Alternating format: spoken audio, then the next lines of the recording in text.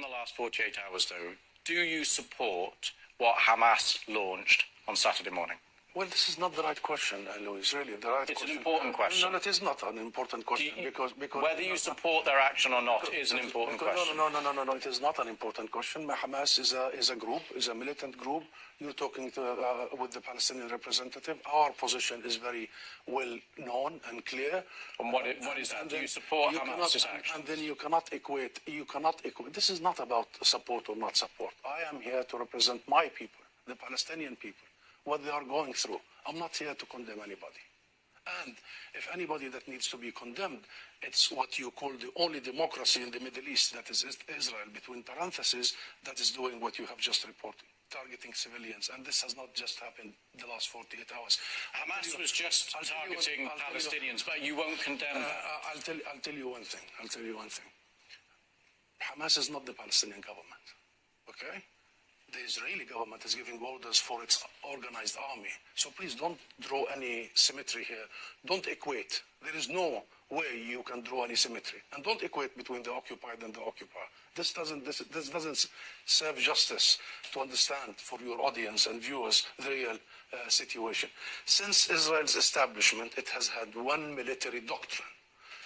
When it fights, it goes and fights civilians, kills civilians, so they pressure the fighters. Since 1948, and go back to the record, and this has been repeated in Gaza and will continue to be repeated. So the conversation is not a blame game. I am not in the business of blaming the victim here. The real conversation is how do we stop this vicious, deadly cycle? You just condemned Israel for killing civilians, and you won't condemn Hamas for killing civilians. How many times you have interviewed Israeli officials, Louise? Hundreds of times. How many times Israel have committed war crimes right live on your own cameras? Do you start by asking them to condemn themselves? Have you? You don't. You don't. No, I'll answer that question. You don't. You know why I refuse to answer this question? Because I refuse the premise of it. Because at the very heart of it is misrepresentation of the whole thing. Because it's the Palestinians that are always expected to condemn themselves. I mean, come on, this is a political conflict. We have been denied our rights for a long time. So this is the wrong starting point. The right starting point is to focus on the root causes, is to try and get out of this extreme dark tunnel, as opposed to this business by BBC and the mainstream media for 75 years. You bring us here whenever there are Israelis who are killed. Did you bring me here when many Palestinians in the West Bank, more than 200 over the last few months? Do you invite me when there is such Israeli provocations in Jerusalem and elsewhere?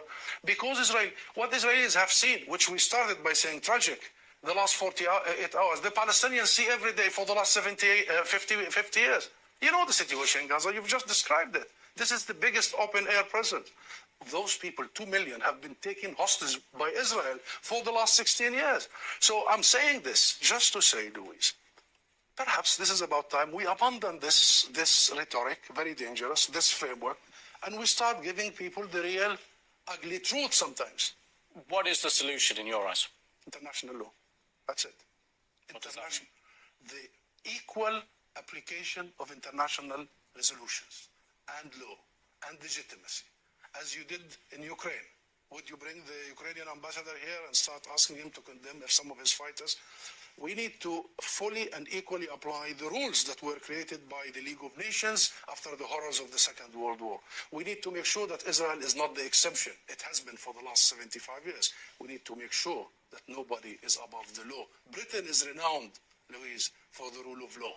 I think that's the solution.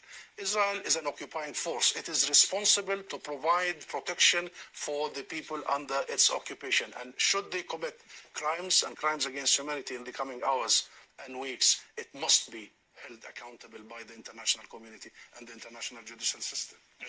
Thank you very much for coming on the program. Thank you.